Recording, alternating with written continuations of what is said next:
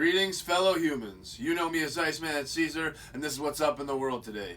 We're now a third of the way through the CFL season after last night, so just wanted to make a video and talk about what's been going on around the CFL in the first third of the season and with the Riders as well.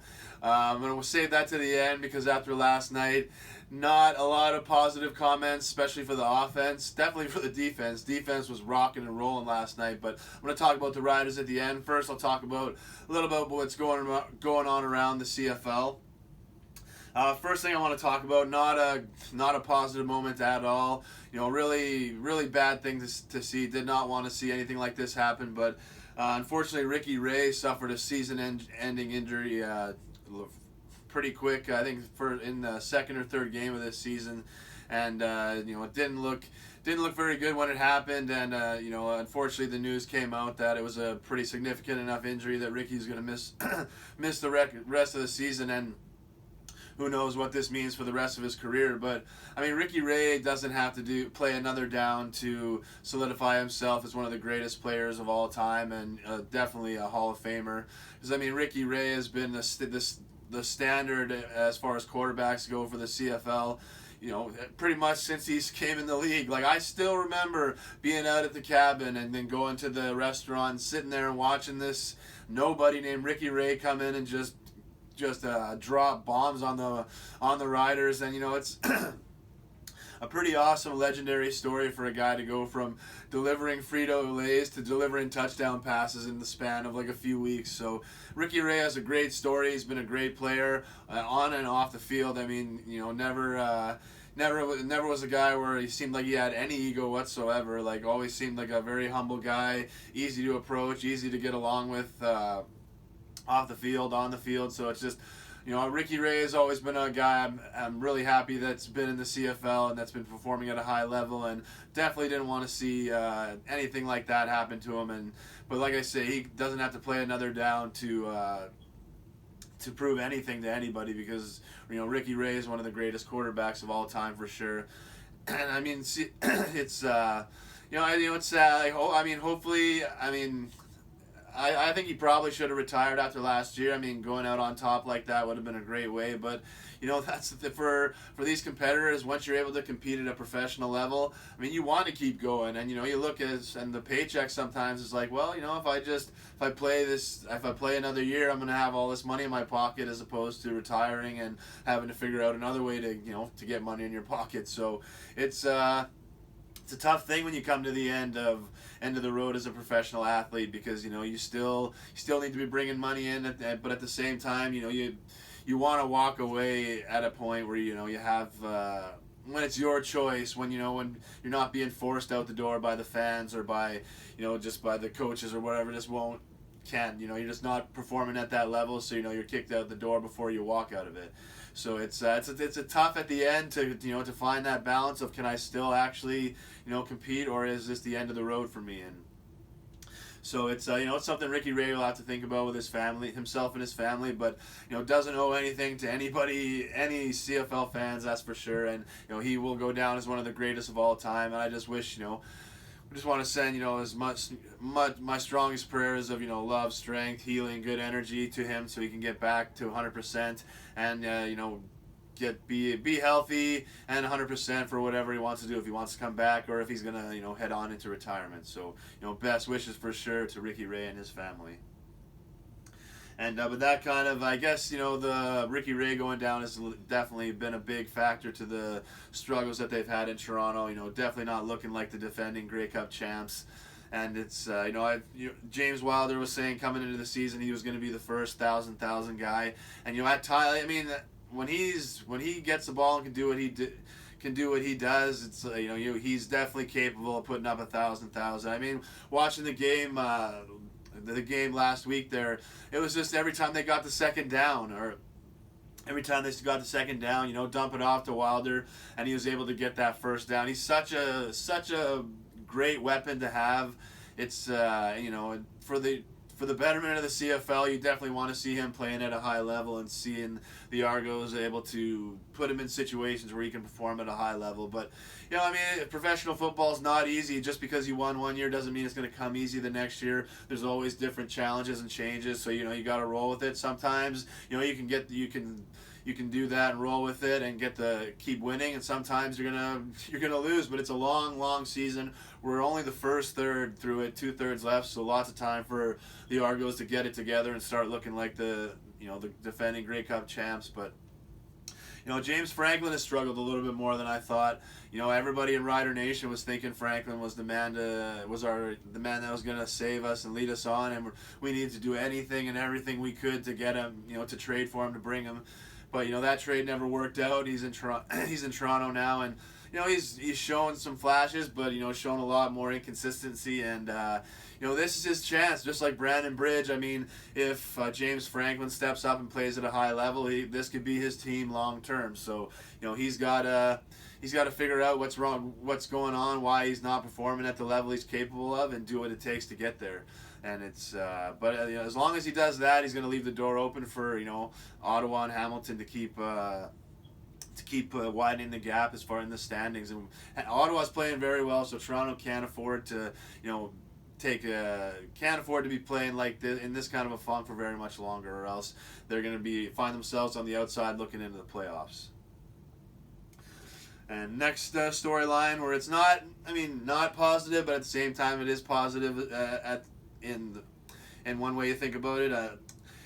Andy Fantuz announced his retirement, and on one hand it sucks to have a great player like that leave the game, but on the other it's great to see Andy be able to walk away on his own terms and choose to retire, and and be excited about moving into the next part of his life with a new baby daughter and a new family. And it's just, I'm sure, lots of great things on the horizon for Andy Fantuz. It was just, it was a pleasure to watch as a CFL fan, not just a Rider fan, but as a CFL fan, as a football fan.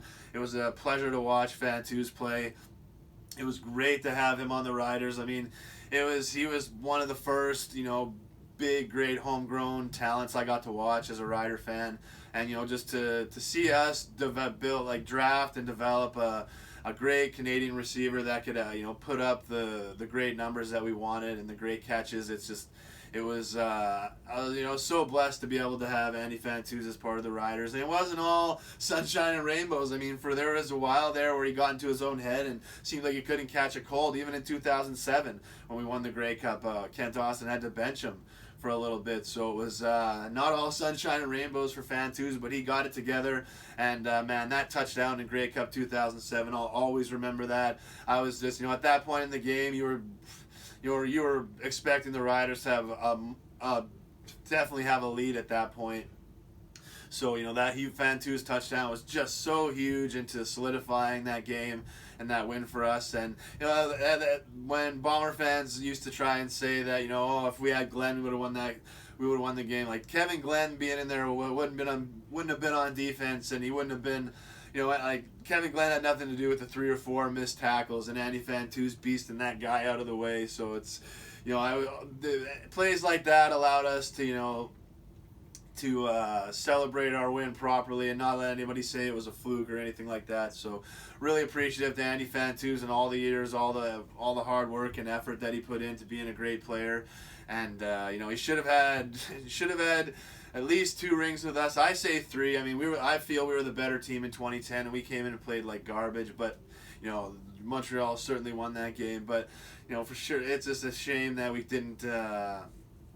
Shame that we couldn't get this 2 championship rings, but he got the one, and that it's one of the greatest moments in the history of Rider Nation. So it was, and then it was tough to see him leave for Hamilton. But I mean, we always knew if you were reading the forums and things like that around that time, people around Fantuz always said eventually, he wanted to play in the East for one of his home teams for Hamilton. And he just play in the East because he was from Eastern Canada. That's where he grew up. So he always wanted to eventually play. So after he played for us, he fulfilled. He didn't know Rider Nation anything. Certainly, he gave us a great cup, gave us tons of great moments. Canadian Air Force. he gave us, just lots of yards, lots of touchdowns. So we can't, it was just a great player. I wanted to, you always want to see great players like that stay with the team forever. But it wasn't meant to be. Andy Van Toos had his own, own dreams to fulfill, and he did what he needed to do for us, and definitely earned the right to go and do whatever he wants, and that's what he did. And as much as it hurt to see him go, I was always secretly happy to see Andy Fantus continue to play at such a high level. And he was just a great player, one of the greatest receivers of all time, certainly one of the greatest Canadian football players of all time, and he'll definitely be missed on the field, but it will be he will be appreciated till the end of time by Rider Nation, and in Hamilton, and by CFL fans, across the country, across the globe. So a big cheers, a big thanks, much love and God bless to Andy Van Toos and his family for a great career, and I just wish you nothing but health and happiness in retirement. So big thanks to Andy Van Toos.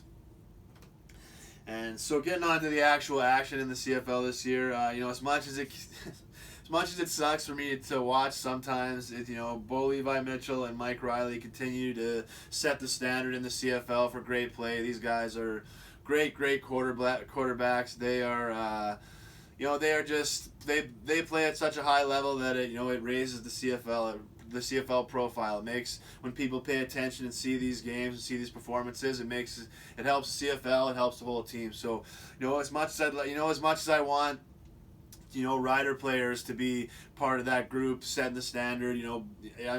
I'm happy that there are players doing it at the level that Bo Levi Mitchell and Mike Riley are, and they have. Calgary, with their Grey Cup disappointments haven't taken a step back at all. They are just continuing to smash forward this year. And they're not unbeatable, as we saw last night. We were right there, even with the garbage offense that we played. But the thing about Calgary is they find a way to win. They find a way to bring the players in that can contribute at a high level and keep it going. Calgary has the same salary cap as everybody else in the league, but it's they're able to continue to produce nothing but greatness. It said last night on the Sports Cage, they really, or not the Sports Cage, the post-game show, but they really, said it like this is John Huffnagel's league until he leaves. Like, he has proven that he is one of the greatest football minds in the history of football. Like, not just the CFL. Like, he was dominated as a coach, and then he helped groom Dave Dickinson, moved into the office, and he's continuing to crush it. Calgary is, Calgary's probably our biggest rival, right up, obviously in the conversation, but it pains me to say it and admit it, but they are the standard right now. Their front office continues to produce nothing but greatness, no matter what. It doesn't matter who's in there. They always seem to find the players, and it's the same thing this year. But Edmonton, Edmonton obviously had a pretty great core, and it says something for how great Mike Riley is, that no matter what, they lost their whole coaching staff to us basically, and continued, and were able to just pretty much not miss a beat. But to me, that's like Mike Riley is the key. The CFL is all about quarterbacks. I don't care how good of a defense you have. I don't care how good of a receiver. Anything. If you don't have a great quarterback, you're not doing anything. Look at the teams that have dominated in these years. Like, it's all quarterbacks. Calvillos, Ricky Ray. Like, it's just, you need a great quarterback to dominate in this league. And it's and I think Mike Riley is his talent. It allows any coaching staff to build around him. Like, that says a lot for the fact that he completely changed coaching staffs and has continued to not only continue to roll, but now it seems like they're just completely forgotten about any struggles that they had, switching coaching staffs, and it's just like it never happened. So it was, I'm just really, really impressed with the play of Bo Levi Mitchell and Mike Riley. Really impressed with the football operations in Calgary and Edmonton. And even though it sucks, there are huge rivals for us, and I want to beat them every game. But I'm just glad that we have franchises in the CFL that are that are working and that are existing at the high level that these are, and so it's but it sucks, but I mean, I hope the riders can get up there and join, Bo and Mike, and start getting in that conversation too. But you can't. It is what it is. Facts are facts. Bo Levi Mitchell and Mike Riley are continuing to set the standard, and it looks like they're going to be battling out for first place. It's like the riders, and I mean the Bombers are right there too. But the Bombers still have some question marks as well, but not as many as the Riders. So it's looking like it's going to be once again a 2-horse race between Calgary and Edmonton. But like I say, only the first third. We'll see how everything else shakes out after this. Speaking of Winnipeg, Chris Streveler, huge impact in Winnipeg, because not only did he allow Nichols to recover and them to put up some wins during that time, but he allows that team to operate, knowing that they have someone that can come in and make big throws, make big plays. He's still a rookie, he still makes some stupid mistakes, but that's gonna happen. The good things he does allows you to deal with the bad things, and then you can fix those mistakes. And man, when he fixes his mistakes and just raise his game to another, he's going to be a great quarterback in this league for sure. Like, Winnipeg found a good one in Streveler, and they have a good situation that Nichols. It's a good situation for Nichols in that it keeps him knowing that he needs to perform at a high level, and he's going to keep taking the chances and keep putting the work in to keep himself at that level, because Streveler is going to keep pushing him. It looks like they have a good situation where he's good in that supporting role as well, but the talent is there to push Nichols or even right now, but as Streveler keeps getting better, it's just going to be it's going to push Nichols even more. So a really good situation. Winnipeg, they got a good team rolling. It's too bad they didn't get a little bit more fan support for the last game. I think that's a big stadium, so I think fans can be spread out. You think it's not as attendance isn't as big as it might be. I didn't see the numbers, so I don't know if it was, but I mean that this team deserves support for sure. I mean, I know Winnipeg is absolutely fed up with the Bombers not winning a championship, and once the Bombers win a championship, I think that there's always going to be struggles, but I think a good wave of fans are going to come back consistently once the Bombers win a championship. But that fan base is for sure fed up with not winning one since 1990. Just in case, the Blue Bombers have not won a Grey Cup since 1990. Just in case anybody didn't understand, the Blue Bombers have not won a Grey Cup since 1990. Just to make sure you guys understand that. But if this team looks like they could be one to challenge for it, so it'll be interesting to watch. And they're a pretty fun team to watch, especially when they're putting up points. So it's going to be interesting to see what they can do in the second and third in the rest of the CFL season. And one of the biggest stories, Johnny Football still hasn't played it down in the CFL, but he has changed teams. Hamilton traded Johnny Football to Montreal. And they paid a heavy price for him. So it looks like Johnny Manziel is going to be in Montreal for the long haul. And it creates an interesting situation for Hamilton. I mean, I think fans were pretty excited to have Manziel in town, and he's obviously sold a lot of jerseys. And with Masoli was putting up 300-yard games, but they weren't. The wins were starting to not be there, and then then the Riders stopped him from getting that record for the 300-yard games. So I think the fans were kind of getting ready for, okay, we're actually going to see this guy play pretty soon, and then they make the trade. So this puts the heat on Mazzoli. This puts a lot of pressure on him now, but I really feel like I thought the having Manziel there was affecting Mazzoli negatively, just because I think that allowing him, knowing that he's the number one guy, would have helped him, but didn't show it in this last game with Manziel gone. So maybe I was wrong, but it's he's got the tools. He's just got to find it. I think I think. I think the same thing that's going on with Brandon Bridge, we'll talk about that in a bit, but the same thing going on with him. It's just mental. There's a mental aspect of his game that when I see him when I saw him when he was playing the Riders on the sidelines, they were watching the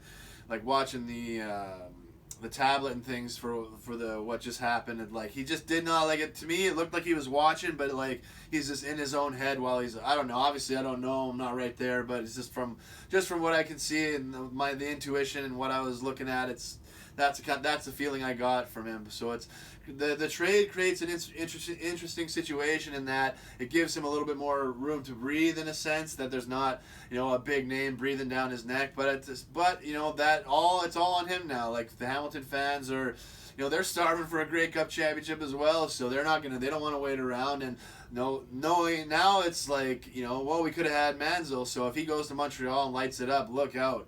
I mean, so Masoli just has to get out of his own head and just play his game, because he's got the talent to do it. But this trade creates a really interesting scenario in Hamilton, and I had to work for the game against Ottawa, but I heard it was a stinker of a game. Hamilton did not look good.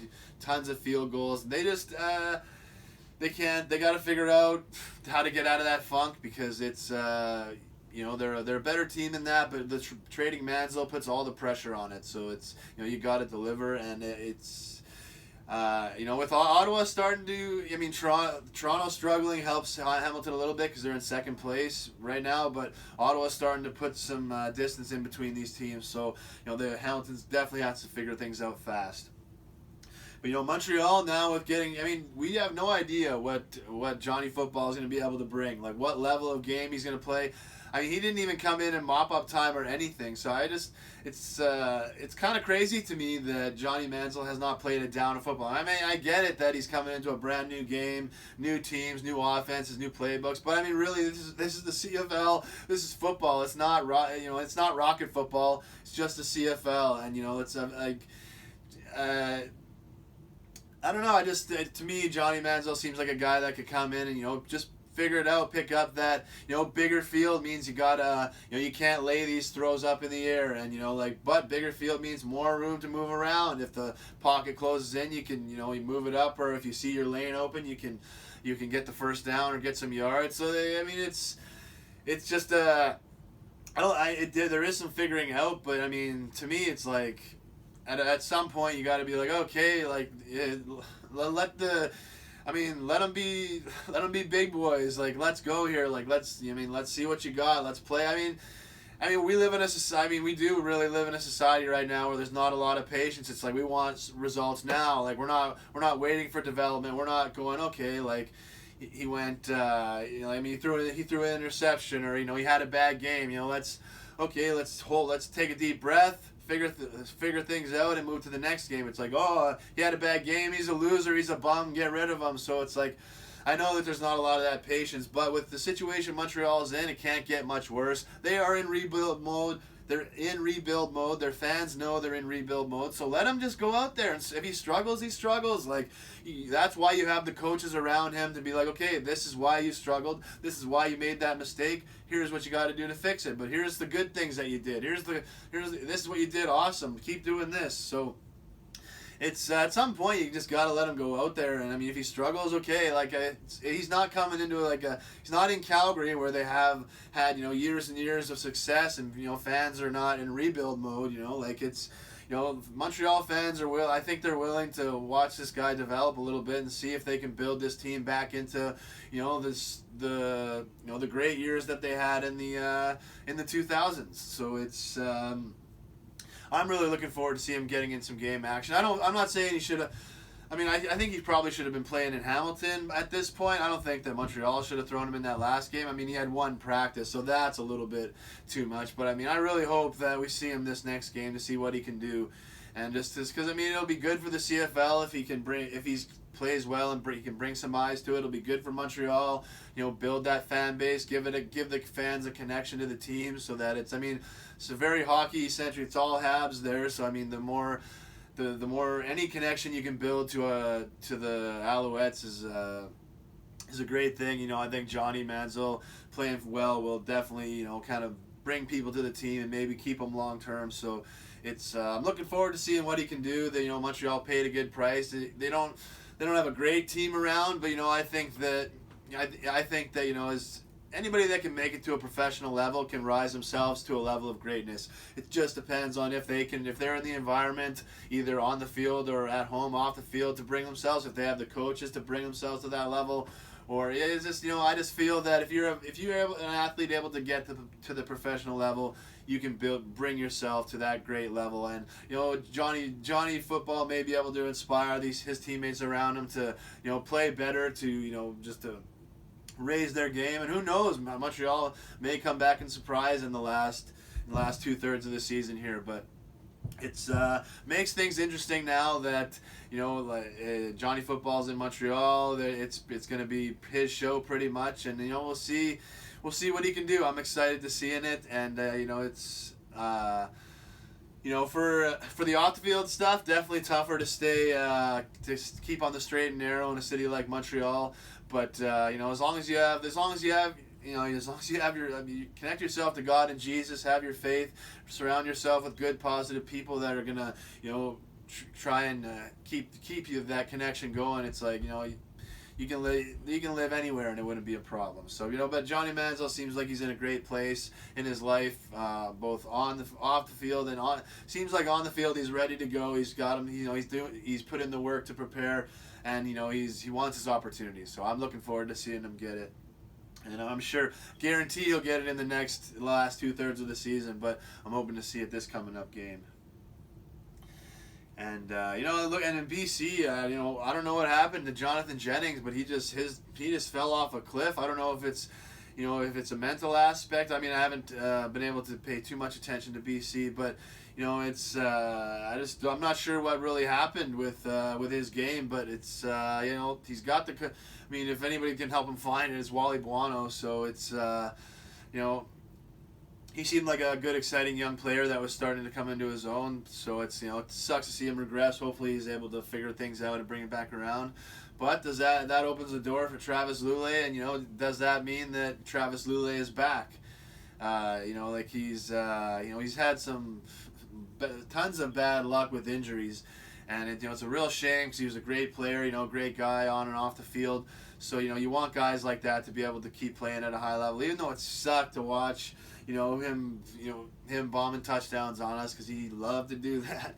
But hopefully Lulay will be able to come back and really get his game back to either that level or a level pretty close to it, because it's just the more guys we have playing at that level, the better. So hopefully Lulay, and BC is one of the biggest. Vancouver is one of the biggest cities in the world. So I mean, a good, strong team there with good, players that are playing at a high level is what you want. So it's the best thing for the league, and hopefully Lulay can find his form again, and Jennings figures things out, and they have to kind of battle it out to see who's going to be the dominant quarterback in BC. But it's it sucked to see Jennings regress, so I'm hoping that he'll find his game, and it's going to be interesting to see how high Travis Lulay will be able to raise his game for his comeback here. And last thing for around the CFL, I just wanted to mention Ottawa. I mentioned them a few times, but they are looks like they are in a great position to win the East this year. I mean, obviously only in the first third, got lots of time, lots of games left. But it's they're in the driver's seat right now. They're looking good. They seem like they have the team.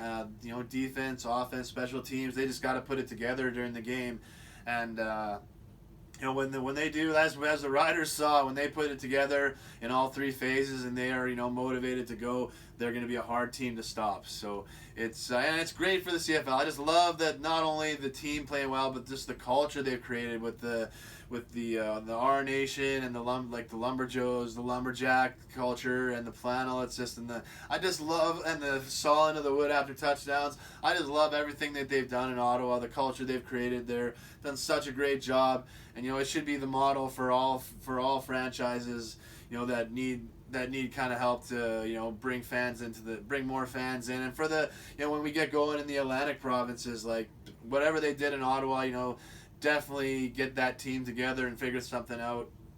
Figure out a good plan for the 10th Atlantic team that's hopefully coming soon. So it's but it's just great to see Ottawa playing great. Great to see their fan base. Just thriving so well there. It's just Ottawa was kind of a black mark on the CFL for such a long time, but it was a shame because everyone knew how many great football fans there were there, and how great of a football city it could be, and we're getting to see it now with the Red Blacks. So it's great to see, and I'm looking forward to getting another crack at Ottawa to just to being able to get even with them, because I was coming off of that first game this year, really was thinking that I thought that we were gonna keep things rolling, get that victory in Ottawa. But man, that team showed that when they put things together, they're a force to be reckoned with. So it's gonna be interesting to see if Ottawa can stay at the head of the pack for the last 2/3. But that does it for the round of the CFL, and that brings us to to the Riders. And it's been a very up and down season for the Riders. It's we started looked like it was starting good, and then kind of came off the rails a little bit. Then we really swept Hamilton, so things were looking good. But man, that was just a huge step back last night against Calgary. So it's I'm definitely gonna be intense. I'm gonna try to keep the cussing at a minimum. But I'm sure it's gonna slip out. So just throwing that warning out there now. But and I mean, there's no other place to start for the Riders but that brutal offense we saw last night. And I mean, there's 10,000 excuses thrown around about why it's done. There's people are saying, but it all comes down to Brandon Bridge. And but I mean, I agree with what people are saying about him, but I don't agree with what people are saying about Brandon Bridge. And so it's last night on the post-game show on CKRM, the guys are saying that Brandon Bridge can't throw down the field. The coaches have seen that in practice, so now they've changed the game plan to vanilla it up. So it's just if they beat them with that, they do, and if they don't, they don't. And that's what they say. But to me, that's just obviously I don't watch practice every day. I'm not a professional level coach, so my opinion only goes so far. But I mean, last year I just didn't see. I haven't gone back and watched last year's games either, but I mean, to me, last year, Brandon Bridge showed he can throw down the field. I mean, maybe he's not as accurate as the most accurate quarterback ever, but I don't remember. I mean, excuse me. Coming into this season, I was thinking, okay, we got a guy that can throw the ball. He just needs to. He needs to have the confidence to be able to do it in the tight situations, to get it in those tight windows. But this is his year. He's got the team around him to do it. And then when we brought Collaros in, I was kind of like, oh man, I think that's gonna really hurt Brandon. And to me, I just think that to me the problem with Brandon Bridge is the trading for Zach Collaros crushed his confidence. Absolutely destroyed his confidence, because to me it just destroyed his sports confidence, his confidence as a professional athlete, as a starting quarterback.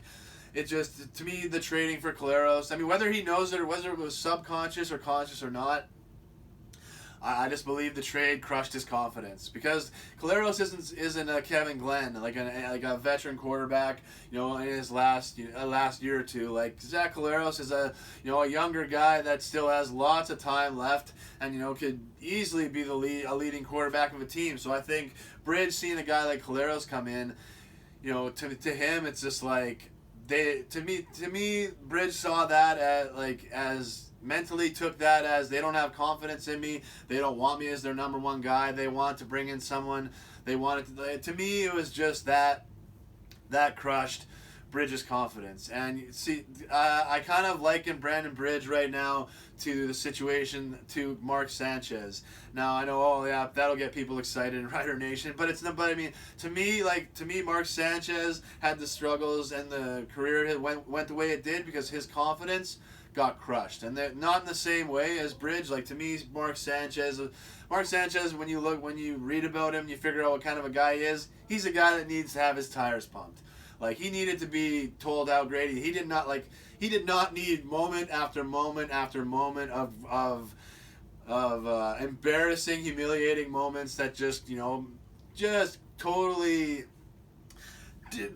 deflated the air out of his tires. And I mean, so it's like to me, like, Mark Sanchez after that fumble where everyone, like the butt fumble or whatever, like, to me he was just never the same after that, because he's not, like, to me he was a guy that needed to have his ego stroked, not to have his ego crushed.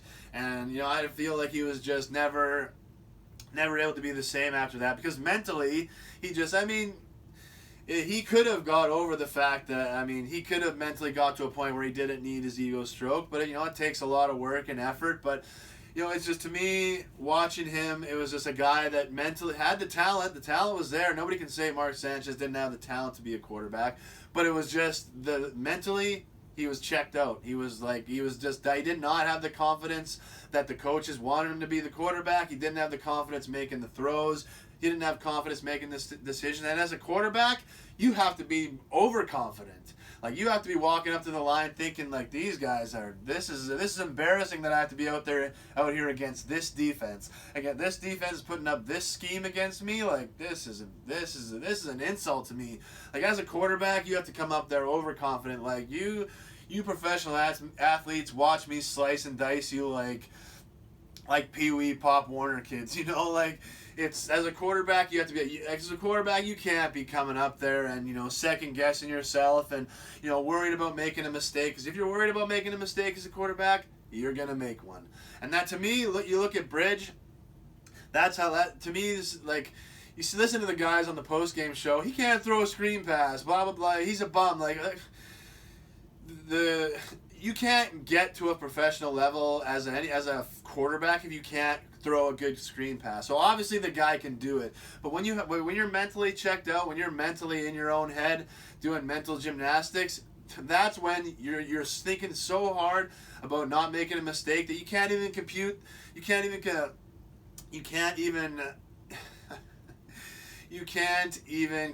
the most simplest of plays, just a little dump off screen pass, because you're just so afraid of making a mistake that you're trying to put it perfect. You're thinking too hard about how hard you're throwing it, where you're throwing it. You're not just throwing it to a spot, like throwing, and that's like it kind of gets into a thing where, pitchers, baseball players, I forget what they call it, but it's like you almost like forget how to throw, and it's like, you throw and the ball goes into the ground or it goes up, and it's just like, because throwing is like, you're not thinking about it, you just do it.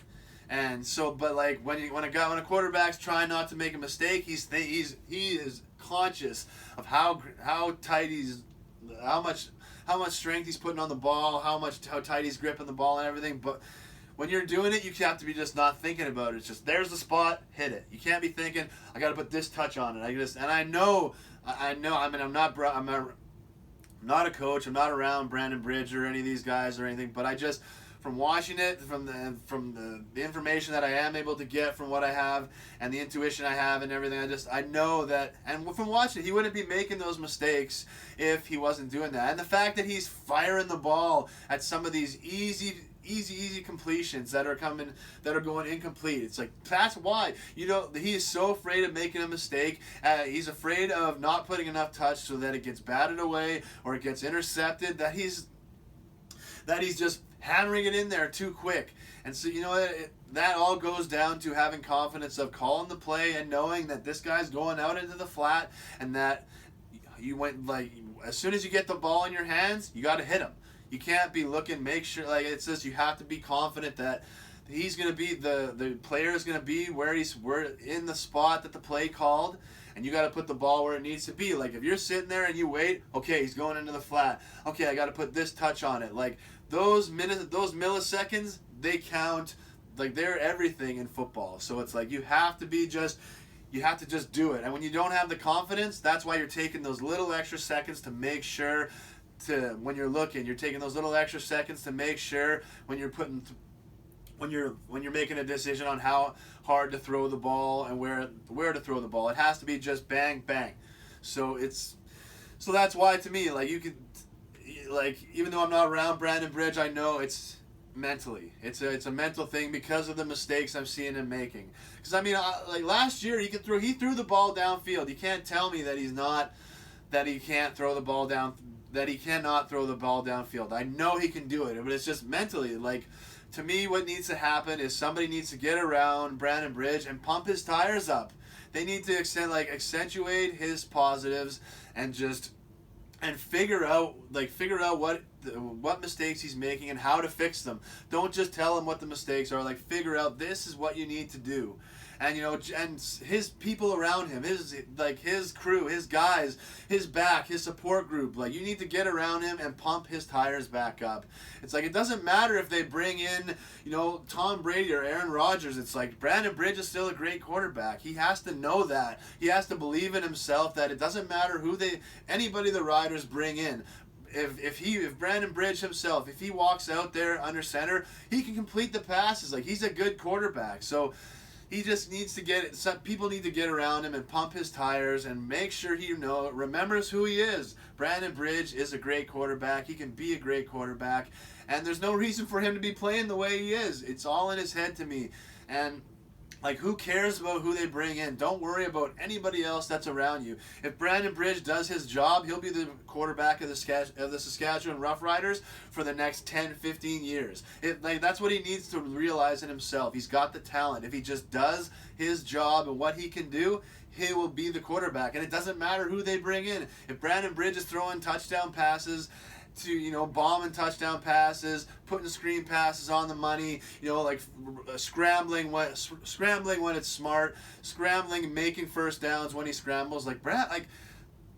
Not to break off for a second, but man, his scrambling ability has regressed as well. Like, I thought that he was a much better scrambler than he has showed this year, but I mean, he has looked like Watford looks like Michael Vick compared to Brandon Bridge. Like, I thought Brandon Bridge was a good scrambler and had a good arm. That's why I was so excited about him. He has just showed no. It's just, that's how I know he's mentally checked out, mentally out of his own head, in his own head, whatever, and just not confident because the guy, he's not making good decisions, and he just needs to forget about it, because, man, if he keeps doing what he's doing, he's going to be out of football in a few years, because he's only going to have a job as a backup for so long for people to, know that, okay, he's not ever going to be starter level, so why bring him in as a backup?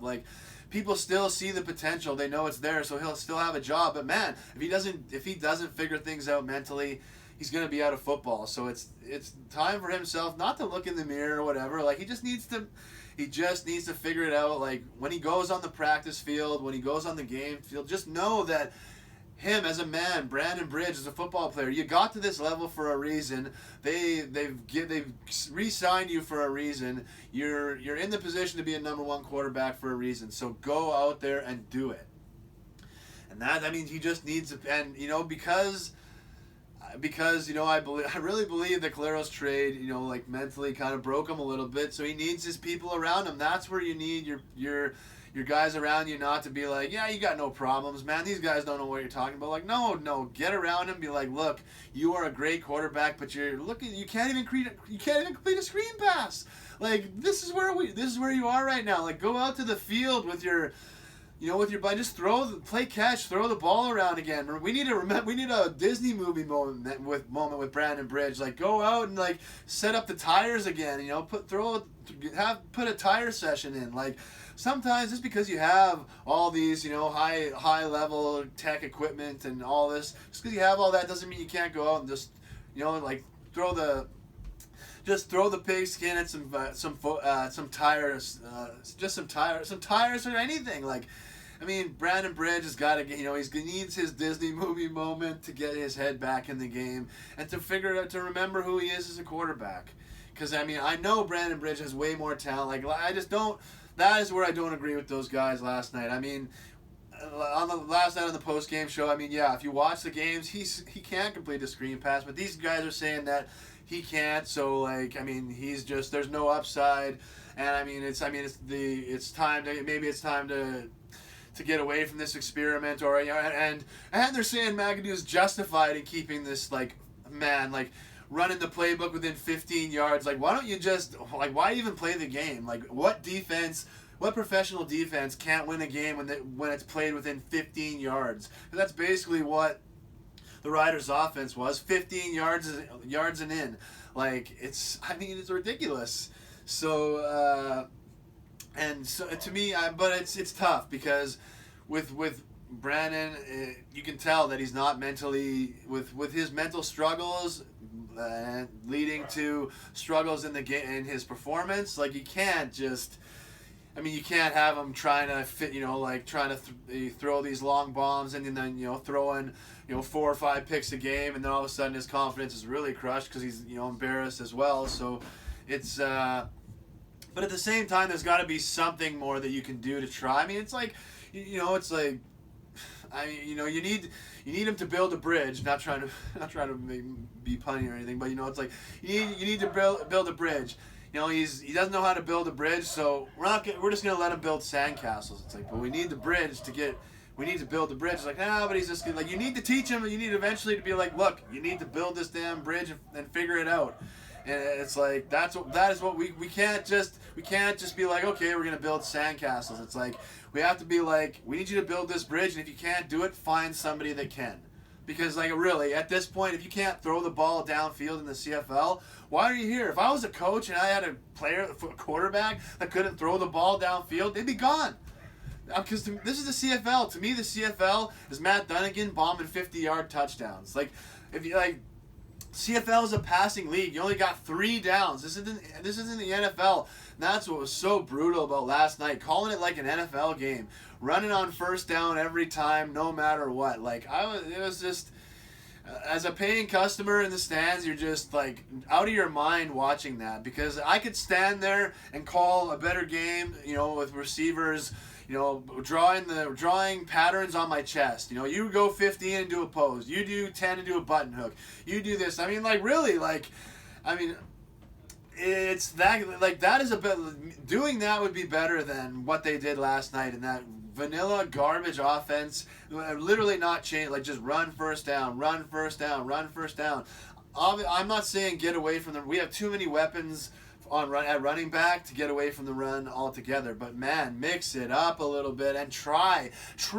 That's the thing. They were just like, well, he can't do it, so we're not going to try. Like, that's just pathetic to me. That is such a pathetic way of going about things that I can't support that as a football fan, as a man, or anything. Like, you can't do it, so you're not going to try. Like, how is he going to get better if he builds strength? How can he get better if he's not trying to do it? So, McAdoo's got to go into the playbook and figure out what are the safest deep passes that you can find. Like, obviously you're not going to take many chances with bridge, but there are plays in there like that. Like, football is all about, like, offense is all about figuring out what scheme the defense is running and knowing where the hole in it is. There's a hole in every defensive scheme. So, like, I don't care what anybody says, what any defensive coach says. Oh, I got something that can't be. I got a scheme that can't be infiltrated. It's like, no, every single scheme as a whole, you just have to figure it out. That's why Peyton Manning was so great. He studied so much. He knew every defensive scheme. So when he walked up to the line, he looks, okay, they're in this scheme, so the hole is going to be here. Change the play so the play goes to that hole. Boom. And just, he's got the precision to do it. That's why they say. That's why you say you need you need to be smart to be a quarterback, because you need to study the defensive schemes. You need to know what to look for when the defense sets up, so that you can figure it out. Okay, they're in this scheme, so the hole is going to be here. Then you have to know all the plays that will lead your players to that spot. And then, sometimes defenses are disguising, and that's where the game of chess comes in. But that's what the football's all about. So McAdoo's got to find those plays where, the margin for error is not as big, and call those for Brandon, but you have to try. And I mean, it's like if with any offensive competency last night, we would have won that game. So that's, and I mean, it was just, I mean, what a great performance from the defense. What a great performance from Brett Lauther. Like, it's just, I mean, it was disgusting to waste that performance from the defense and Lauther last night. And so it's just like, and I mean, it's not all on McAdoo. It's on Brandon Bridge too. Like, I get it. I mean, McAdoo's hands are tied. Like, they actually made a great point on the post-game show last night on CKRM. It's that, I mean, do you think McAdoo would be calling these plays if he had Tom Brady back there? So, I mean, like, obviously this wouldn't be his strategy if he had a quarterback that they had confidence in. But, man, like, this isn't helping Brandon's mental game with, like, you know, them just literally having, like, not even a Pee-wee playbook. Like, I mean, I remember, like, we threw the ball down the field more than down the field than the Riders did last night. Not much. We were a pretty serious running team when I played, but I mean, it's just like you're not gonna win. Like, you're not gonna beat a team like Calgary with a garbage, like, small, like, it was within 15-yard playbook like that. Like, the defense must have just been like, wow, thank you for this gift of giving us this, like, just, man.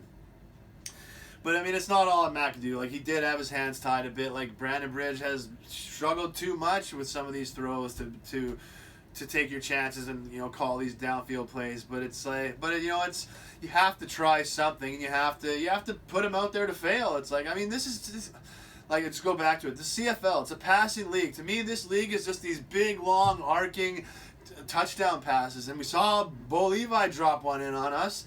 It's like, so that's what you need to be able to do. And if you can't do it, you can't be a quarterback in the CFL. Like, to me, it's just like the deep balls, these deep plays are the CFL. And, you know, we need to be able to throw them. I'm sorry. So, like, Brandon Bridge, he needs to just figure out how to get his mental game back to where it needs to be, and be able to complete these throws. Because I know that he's got the talent to do it. I know that some people think that he doesn't, but I know he does. I know this is just a mental thing that, you know, the mental struggles kill so many careers. But if you can get over them, man, they create such a great story, and they can raise you to an even higher level if you didn't go through them. So, you know, Brandon Bridge, as you know, as big as these struggles are, I just feel that, you know, I think we're an aha moment away from seeing a totally different Brandon Bridge and offense, and really seeing the team that we thought we were capable of. But that aha moment does not come easy, and it might not even come. So but hopefully people around Bridge can just start pumping his tires, because I believe it's a mental thing. But one thing we got to do is, man, we need to put our best version of the offense out there. And that means Duron Carter needs to be on offense for the entire game. Like, man, I don't understand how a football coach doesn't have depth at defensive back. Like, this is just ridiculous. A defensive coach, too. Like, it's like his depth is a wide receiver. I don't care how well Duron Carter is playing. He's too good of a wide receiver to be playing defense. We need him. Bridge needs him. We need him to be taking we need the defense to be we need our opposing defense to be planning for Duron Carter. We need him to be stretching the field. We need the best version of our offense for Brandon Bridge, especially when he's struggling. So I don't know how they're leaving them on offense here. Like, this is, I mean, sometimes, I don't want to say they want Brandon Bridge to fail, but, like, doing the offense like this, and with the pulling him and putting him in, they were doing earlier in the season, and it was just like, I mean, sometimes it's like, and then trading for Zach Galeros, it's like, you know, sometimes it's like, it's hard to say that this regime does have confidence in Brandon Bridge, but I think they do. I just think that they're pushing him. I think they should focus a little bit more on helping, working actually with Brandon Bridge and helping him a little bit more, as opposed to, just kind of pushing him forward and being like, you got to get her done. I think they should kind of be like, okay, look, we need to give him the best version of the offense. We need to find a DB. Nick Marshall should be back, thank God. But I mean, we got to temper our expectations because he only had one game with us. It was like, he had one. No, it doesn't mean that one great game he's going to be lockdown defensive back. I think he has the talent to be. I think he could be. I think he will be. But it's like, we got to pump the brakes a little bit on that so that we're not like all raking him over the coals if he does have a bad game when he comes back. So, but it's, I mean, how do you not have depth to plan for this? I mean, okay, fine, at the start of the year, maybe you got surprised, but I mean, still at this point, to be just stubbornly, well, he's playing defense. It's like, this is stupid. It's like, maybe if the offense is rocking and rolling, yeah, okay, it works great, but it's like, it's, great coaches are able to adjust. It's not just like my way or the highway. It's like, when you adjust, it's always your way. It's like, even when you adjust, it's still your way. It's just like, you have to adjust to be able to be great. And, you have to be able to know when something's not working. Okay, like, it's just Deron Carter needs to be on offense. We need the best version of our offense for Brandon Bridge, and it's ridiculous that we don't have enough depth to be able to deal with some injuries on defensive back. Like, with how many bodies that we had in all of our camps, and we don't come out with any defensive back depth. Like, what is going on? But it's just like, it's not. I mean, it's almost becoming a cliche now. Carter back on offense, Carter on defense. But it's just. It's at this point, with how bad the offense was last night, it has to be done. Like, it's too much now. Carter needs to be on offense, and if we don't have a DB that can play as good or better than Carter, that's a problem. I don't care what anyone says. So, and one thing I really wanted to see mentioned before move on from the offense, because giving the offense enough of a beating. But, I just want to say a couple things, actually. I really want to mention that it's great to see the offensive line play start to improve. They really struggled early on, but especially in preseason. But, it's been awesome to see them keep improving and getting better over the course of the season. And, they're starting to turn into a really formidable unit. So, excuse me. But, I just wanted to mention their improvement because you can definitely see it. So. And we're going to need them to play, as good as they can especially with Bridge, and especially with Bridge, but also it leads into the second point with the running backs we have, because as frustrated as I am with some how often we're running and some when we're calling these running plays, it's like we got some great weapons on at running back. I mean, Thigpen with these big touchdown runs. I mean, that 80-yard touchdown run was just so great to watch. And it's just, but I mean, even Trey Mason has looked explosive at times. Messham's still a beast, but it's like I don't think that McAdoo has found a way to really utilize these guys in the best version of it, because with the speed they have, it's kind of like you just got to find a way, tire the defense out with the speed of Thigpen and Mason, and then just get Messam to just smash through them.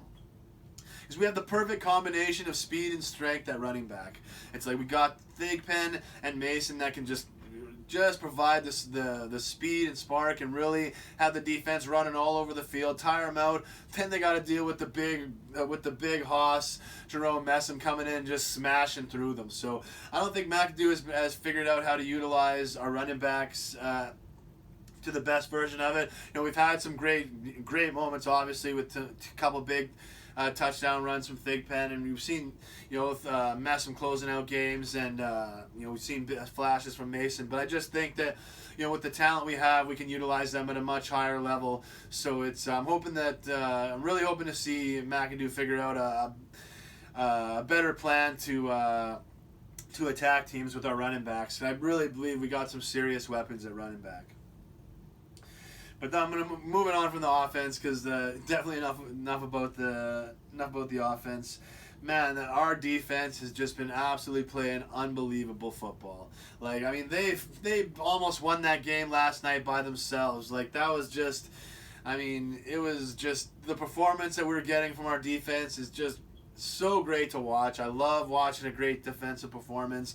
Charleston Hughes is still a beast. I don't know what the hell Calgary was thinking, and I'm sure they were regretting it a little bit last night, even though they got the W. But Hughes was all over Bo Levi. 2 or 3 sacks.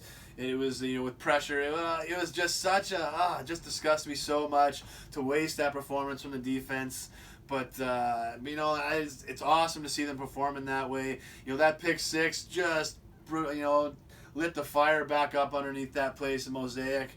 With that, it's just, you can't beat anybody spotting them 24 points. But, man, the defense, just, grinded back into the dirt and, held strong and gave us a chance to win. We almost came back and were able to win that game, and really had we had no rights being in that game with the way we played offensively. But the defense played so great. I think that's just going to be the norm. Defense is going to be keeping us in these games going forward, and I think it's going to be just great defense. I think that's something we're going to be able to expect consistently from the team is great defensive performances. And, Chris Jones is a defensive guy, so it was frustrating last year to see the defense struggle, but they picked it up after the first third, and, they've picked it up. They picked up where they left off last year, so just need the offense again. I don't want to waste this great defense and the great special teams, so we just got to pick it back up on defense or on offense, so we're not wasting it. And it's been. It just sucks that that Moncrief had to get hurt. I mean, we've been having such great. I thought our linebackers were playing really good football, but it's of course Moncrief has to get hurt and go on the 6 games. So, but last night it looks like the guys were able to step up and weather the storm at linebacker. So, hopefully we can kind of keep things rolling until Moncrief gets back. It's just it just seems like Nick Marshall plays great to start, then he gets hurt. Moncrief is playing great, he gets hurt as Marshall's coming back. It's just seems like riders can never get into this. Always get into this cycle of every time their team is getting healthy and getting healthy again. Somebody else gets hurt, and then we have to make up for it. So it's it sucks, but it seems like the team was able to weather the storm. It just offensively we weren't able to put enough points up for them. But it's hopefully Marshall coming back settles things down at DB. Carter can get back on offense, so the offense can start moving the ball a little bit more, keep the defense up, give the defense more of a rest, and just give more consistency. Because the more they got the guys that are going to be playing there long term in there, just the better they're going to play together. So it's been great defensive performances. I think that we can count on them consistently going forward. It's just we got to bring the offense up so we don't waste great performances like last night. And you know what? We have certainly got a real one in Christian Jones, because he is a threat to break one for a touchdown every single time, every single play. And I just as we were coming into last game, I knew he was getting ready to break one, and sure enough, bam, broke through for that big return touchdown. And I don't think it's gonna be one and done at all. He's a real one, like I said, and I think I thought he was close a couple times last night. It's just I think he gives us a chance to take one to the house every single time they kick it back there. And we just gotta provide the lanes for him. I thought the special teams have looked really good this year. Thought we've done great in our coverage. I mean, we gave up a return, but it was kind of to me, that was just the one bad coverage in all of them. So it's it sucks that it had to lead to a touchdown, but I do feel on the most part special teams are playing good. And I think coverages are good. We are opening lanes. We're getting pretty good field position to start, and Christian Jones already broke one. I think he's going to get multiple. I'm looking for 4 or 5 return touchdowns at least this year. It's it's just once you get that first one off your back and get the ball rolling, they start to come a little bit easier. And I thought he was close last night, but we got a real one. We just got to if we provide the lanes, we got a guy that can break one. So it's just got to keep doing our jobs on special teams. And man, speaking of a real one and doing your job, holy shit, man, Brett Lothar looks like he is a legitimate force to be reckoned with at kicker. It's 56-yarder, baby. When he lined up for that, I'm just oh no, I could just see them, see it missing and them taking it to the house. But no, it's that's how you know. So, most of the time when the Riders line up for a 56-yard field goal, He's oh man, it's going wide, and they're probably taking it to the house. But it's just so it's so awesome to see a guy line up for it and hammer it. And it was, and he had a couple yards on it. He said he kicked the ground too, so it's like, man, Lowther is a beast at kicker. I think he had 56, 49, a couple others last night. He's proved that he's proving that he's a clutch kicker. He can kick from long distances. It's just everything you hope for in a kicker, man. And we just couldn't be more blessed having a kicker like them. And hopefully we're able to hang on to him long term, because he seems like a real one, because Krapina, with who knows what he'll be able to come back with, having to sit out the entire year. So it's, Brett Lowther has just been such an awesome replacement. He has been more than solidified himself as one of the best, one of the biggest bright spots of the team in the first third of the season. So that 56-yarder was just beautiful. And it was so awesome to be able to watch. So often the Riders don't hit those, so it was awesome to see somebody finally hit one. And it was, but on the other side, I know we are getting close, and pretty soon we are going to be blocking a punt or a field goal or something. Because man, were we close 2 or 3 times to blocking their punts last night, and it's just, once a special teams gets rolling like that, you just know they're going to get one, and I feel it's coming. And our next few games are against the West, so that would be a huge thing. But I know it's coming. And our special teams have been, that's why we just need to get our offense and get it to the level it needs to be, because the special teams and defense have been playing at a level that can get that. To me, they've been playing at a level that can get us to a championship. We just need the offense to get there. And like I said, I believe we got the horses to do it. It's just, it's for Brandon Bridge. I think it's just mentally, he's just. He's not confident. He's checked out of himself. He's just, he's not where he needs to be mentally. But I believe that he can get there. He just needs the right people around him to help him do it. And the coaching staff needs to put him in the right situations to succeed. Give him the best version of the offense, but don't not try. Figure out the best ways for him to be successful. And just put him out there. But it's just the CFL. You have to move the ball down the field. You got to complete these passes. Bridge is 6'5", and we got lots of tall receivers. There's no way why.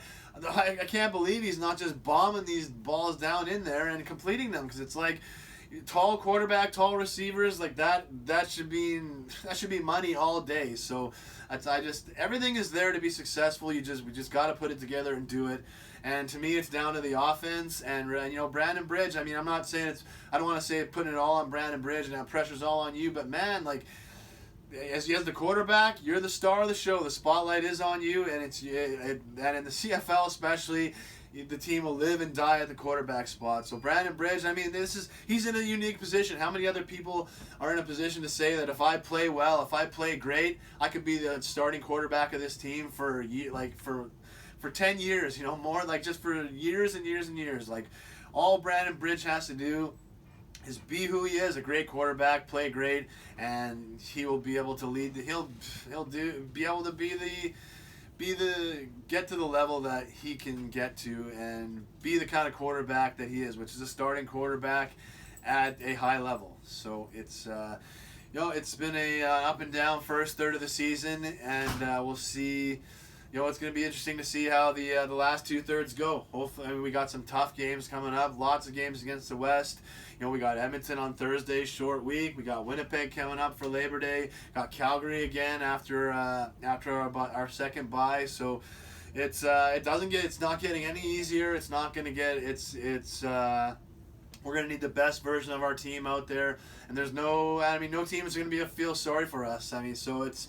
If we're stepping onto the field, not confident and not being intense and not pushing forward as hard as we can, we're gonna get steamrolled over. So it's we got to figure things out now. We got to figure it out in practice and put it together in the games. And we got the talent to do it. We got the horses to do it. We just got to ride them, baby. So it's. I think that brings me to the end. I love the CFL. It's been a pretty good season. We've had some good games, had some stinkers, but we're getting into the dog days of summer now, and that's where things usually start to kick up towards Labor Day. So we got lots of interesting storylines to look forward to, Bo Levi and Mike Riley are still setting the standard. We got what is Johnny Manziel going to do in Montreal? Is Toronto going to be able to get back to form and be the play like the defending champs? Can Ottawa stay leading the pack? Will Jeremiah Masoli be able to figure things out for him and get Hamilton back into competition for the number one spot in the East? Is Lule going to be back to his form, the great player that we knew, or is he going to be struggling a little bit? Will Jonathan Jennings find his game? Is Winnipeg going to keep rolling? Are they going to raise their game? Will they regress? Lots to look at and to watch and look forward to in the CFL this year. And hopefully everybody in the U.S. has been able to check out, has been enjoying the games. It's a great thing to. Great sport to watch, great entertainment to have on. It's being a CFL fan doesn't mean you have to be against the NFL. They're two completely different games. So you can support both, you can love both, and it just supporting one doesn't put it above the other. So hopefully everybody in the U.S. is enjoying the games. Hopefully everybody in Canada is enjoying and coming out to the games and supporting. Watching on TV, it's a great game. It's our homegrown Canadian game. We got to keep it strong, and the only way is that it's going to stay strong and at the high level is through us. So we got to lift it up and put it there and support it. And if we don't, then it'll be gone. But if we do it, if we support it, then it can be one of the greatest games in the world. And that's really what the CFL is. So hopefully the CFL keeps rolling. Hopefully the Riders are able to figure things out, get their offense going, and play at the level that we all Rider Nation expects them to. But all right, that brings me to the end. Thanks everyone for coming along for the ride, and we'll see you soon down the road. Much love and God bless. Peace.